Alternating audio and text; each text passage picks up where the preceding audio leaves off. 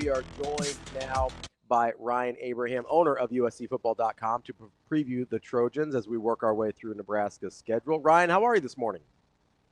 Doing all right. Yeah, just hearing Lincoln Riley talk about it. It's kind of one of those things where it's put up or shut up time. You've done a lot of things to fix the program, and now you got to win games on Saturday. God, that is so interesting. And listen, bless your heart for setting the tone early.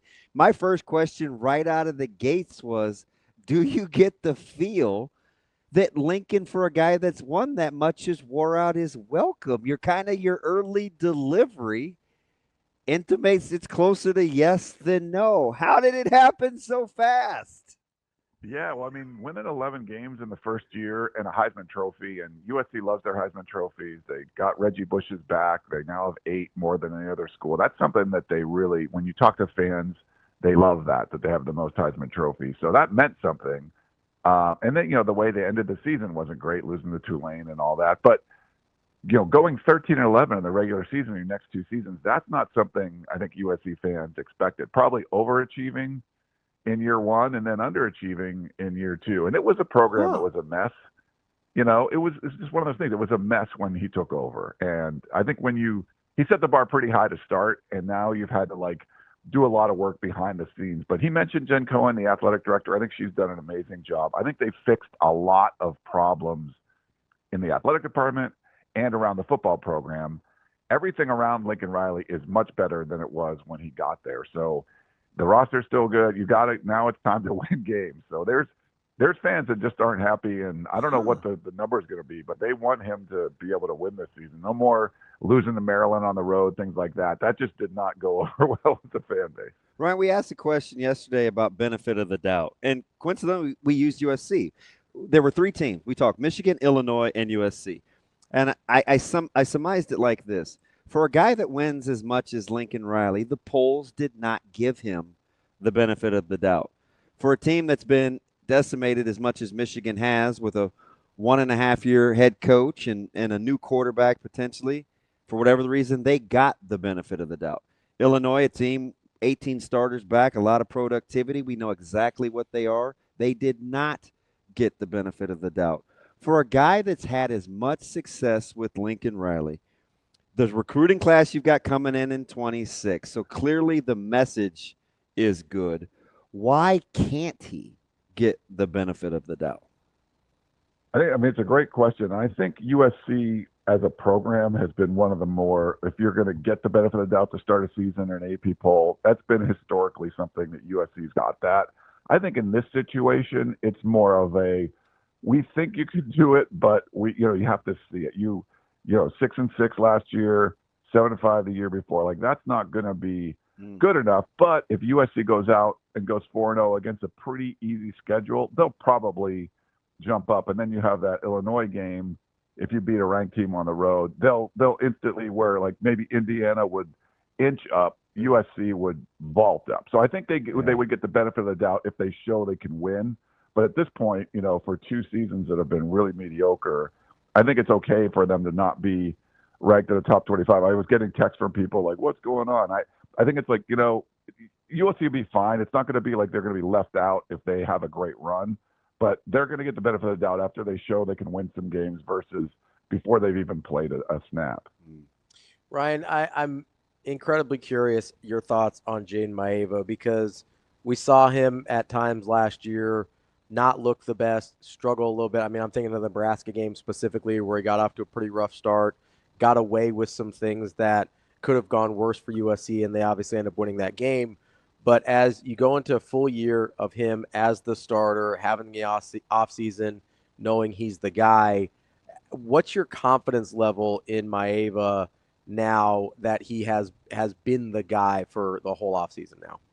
Yeah, he goes 3-1, but there were some really sketchy parts. Even the Texas A&M win in the bowl game, where 3 picks, and Nebraska could have, if they hung on to a few more balls, they could have intercepted a couple more passes from him for sure. But I think the one thing that I don't question, Lincoln Riley knows quarterbacks, and I think he had the whole offseason to figure out, okay, do we want to get someone in the portal in January? They didn't. Do we want to get in the spring?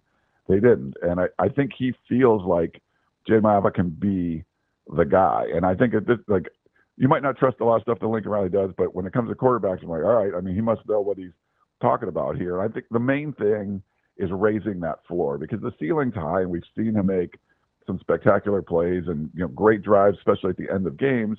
But it's up, raising that floor so you're not having the catastrophic turnovers and more turnover-worthy plays than you would like from your quarterback. So I think he's pretty confident. What we've heard from him in the spring and even when he spoke after fall camp practices, it just seems like Maiava's made a lot of progress. He's become a better leader in the locker room, better chemistry with the wide receivers. So I think they, inside the building, they seem to have a lot of confidence that he can get it done. But if you talk to fans and people in the media, it's like that's the big question. I mean, the offensive line can be a question, but will you have two field long pick sixes at the end of the game against Notre Dame when you were right there and you could beat the team that almost won the national championship? You can't have plays like that. So I think it's more about eliminating those like devastating turnovers versus trying to get better. I think his ceiling is fine. It's just raising that floor a little bit, and we'll see what Riley was able to do in the offseason to try to do that. Ryan, coaching or working closely with as a guy on the broadcast and covering this team in Nebraska, we pay a lot of attention to titles. There's a couple at SC that always interest me, and it's the assistant head coach for a specific side of the ball. It garnered a lot more attention this offseason because you bring in a guy like Rob Ryan to coach linebackers. Lynn had him trending in the right direction physically, defensively. Do you like that combination of personality types and Ryan's pedigree as an NFL guy? How do you see that working? Are you interested in all? Is it just what they needed? Is it wait and see? How do you like the assistant head coach for defense in Rob Ryan? Yeah, he's been great. And I think USC, prior to last year when Denton Lynn came in, they really underperformed at the linebacker spot. They just weren't getting production. And they bring in Matt Entz last year, who was a head coach that won national championships at the FCS level. Yeah. I think he changed that linebacker room. And it wasn't the deepest, and there's some good talent there, but he got them to be productive again. And I think he goes on to become the head coach of Fresno State. That shows you probably made a good hire when you brought your linebacker coach in. And Denton Lynn has a history with Rob Ryan. They go back years. And the fact that they were able to get him in there, he's actually on the road recruiting and stuff sometimes, which is funny. And the best quote as far as coaches go, he's just so funny to talk to. And every player, the offensive players talk about how entertaining he's been and just seems like he's someone that, knows football. You've been an NFL defensive coordinator. For him to come in and coach the linebackers, I think everyone in the building feels he's been a great addition, and they needed somebody because Entz was really good at coaching the linebackers last year. So it's a talented room. I mean, we'll see how the depth is, but there's not a lot of experience outside of Eric Gentry, who's kind of the alpha in that room. And he's really confident that he can get these guys to play hard. So I think he's a big addition.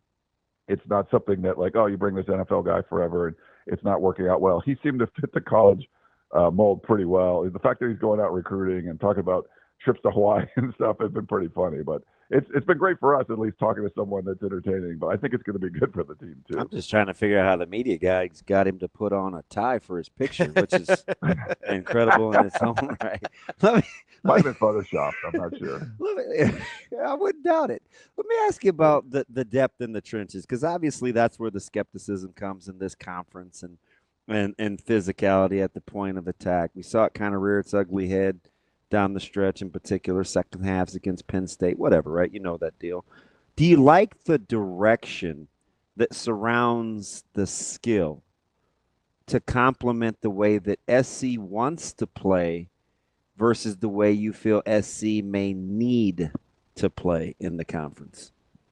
Yeah, I think they're building it pretty well. The offensive line was maybe the biggest mess when Lincoln Riley took over, and I think they tried to do a couple years of portal additions, and I think the last two cycles they've really recruited the offensive line much better. They have a good class coming in for 2026. Obviously, that's not going to help this year, but I think they're going in the right direction.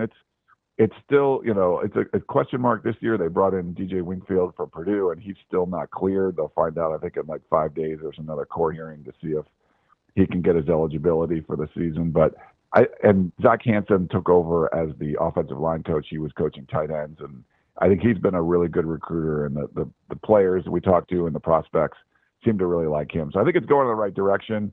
This year, it could be it's one of those things that could go either way. I think they've really done a nice job on the defensive line side with Eric Henderson, who coached Aaron Donald with Rams.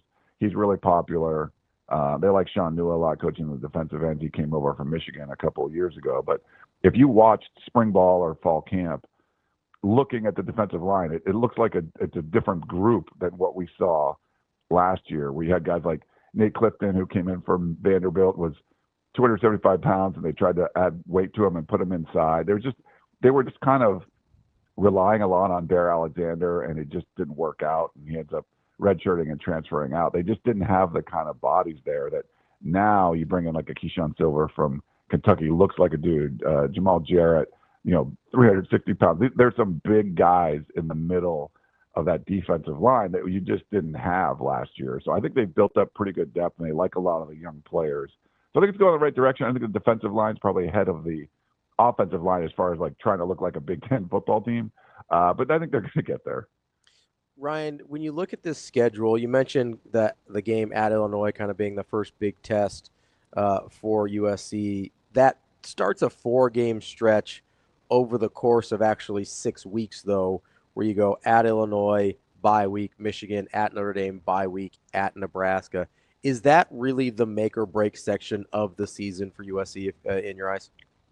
Yeah, I think it is. And I circled the Nebraska game, which is funny, doing the Nebraska show, but I told people like that to me is the game that could, go make this season go either way. And people are saying like, hey, it's Illinois. I'm like, well, they play Illinois, Oregon, and Notre Dame on the road, all ranked teams. Like if you're going to say 9-3 would be a good season, those are the 3 you're going to ink in as potential losses. You got Michigan at home, you got Iowa at home.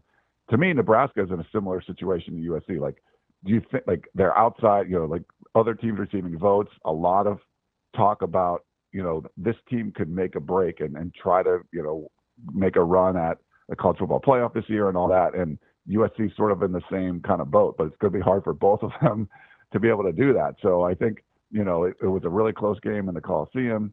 And, I think, Nebraska lost to both LA teams last year. I think there's going to be revenge on, the Cornhuskers' mind, right? So you want to come in and I think for USC, they haven't been good on the road in the Big Ten. So I circled that Nebraska game as a really important one. I think that stretch is tough, but there's some games that you sort of would be, I don't want to say acceptable losses, but you understand if you lose to Notre Dame on the road. I think the Nebraska one, depending on how those teams do, that could be a really big one where the winner of that game is, hey, could be a really good season, and the loser one, it might be tougher to do. So that was sort of and it might discern between like that 4, 5, 6 spot too if the seasons are going the way that those two teams want it to. Yeah, I think so. And I think the way it's set up, it looks like it's hard for both of those teams to be able to say, hey, this was a success. So that's the game I've circled as the most important. And by that time, Nebraska could be ranked, USC could be ranked. It's hard to say.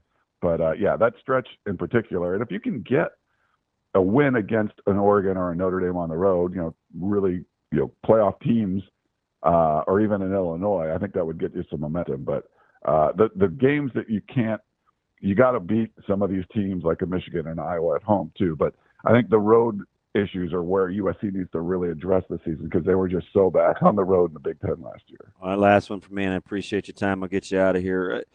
At SC, with the last couple of years' struggles and, what's momentum that's trying to build at Westwood, is that a program that can cause any sort of pressure on what they're doing down the street? Or is there still that complex where SC is going to do SC things? We don't worry about what's going down there, down the road at the Rose Bowl. It's so weird. You would think that's like they can feed off each other. The game is important for sure. And I think UCLA probably gets a lot more juice out of beating USC than USC does out of beating UCLA. But it's just one of those things that they almost act like they're in separate conferences sometimes. I mean, over the years, you thought like when they hire like Rick Neuheisel, like, oh, they're going to go out and recruit and go against USC. They don't even recruit head to head against each other all that much. It's almost like they're trying to, it's like they're trying to be in like, they're staying in the same, house, but they're separate bedrooms, and they just don't want to like acknowledge the other person's there. It's very strange, same newspapers, or not that they're that important, but, cover both teams. I think the game is important, but it's not, I don't think anything that USC is doing is impacting UCLA that much, and vice versa. It's really weird. And you think that with the recruiting grounds in Southern California, but it's almost like UCLA was like, we're not going to get these local 5-stars. We're going to go on a different path, and it's just had, Oregon's been the team that USC's gone against the most for like the best talent in Southern California. We'll see if that changes with Deshaun Foster, but it's kind of weird. It's almost like you're in the same city, but it's like pretty separated, except the week of the game. Mm-hmm. Interesting stuff there from Appreciate Ryan you getting up Abraham, early with us. owner of USCFootball.com. Appreciate the time as always, Ryan, and hopefully we'll chat again soon. Sounds good. Thanks for having me on, guys. Thanks, buddy.